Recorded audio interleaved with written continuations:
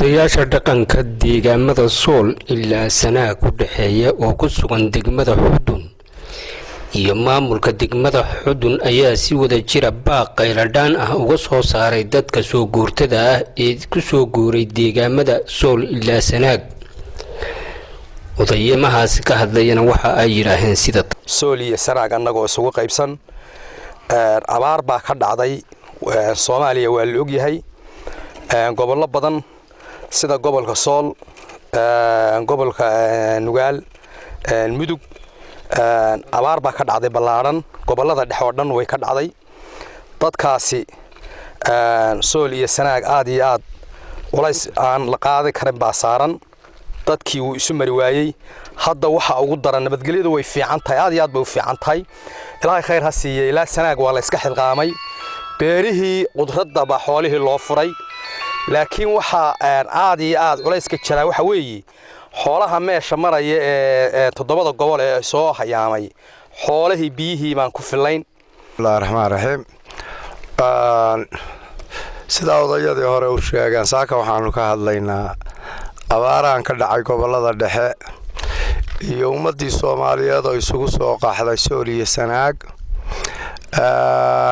dadku xooluhu wax kasta daaqa heleen dadku waa dhiban yahay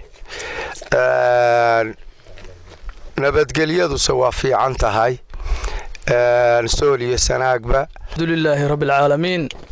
وبه نستعين على أمور الدنيا والدين صلى الله على نبينا محمد وعلى آله وصحبه وسلم. marka hore ugu horeysa Ilaahay baa mahad iska leh mar labaad iyo mar saddexaad ba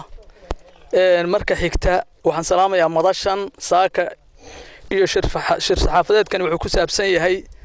abaaraha ka dhacay deegaanadan gobollada dhexe ee ku soo hayaamay gobolka Sool gaar ahaan ee degmada Xudun ilaa degmada Fuqufliye dadkaas oo ay mucdu tahay marka ugu horeysa hayaankaasi ku yimid degmada Xudun baahida ugu weyn marka laga reebo cuntada wixii Ilaahay dhigay baa la cunaya laakiin biyaha ayaa aad ugu daran. Allahumma salli ala sayyidina Muhammad. halkan waa degmada Xudun anoo ku hadlaya afka degmada Xudun ahna duqa degmada Xudun baaqaygani wuxuu ku saabsan yahay sida odayaashu ay sheegeen waa baaq abaareed waa baaq qayladaan ah waa baaq biyo la'aan ah waa baaq raashin la'aan dadkii soo guuraya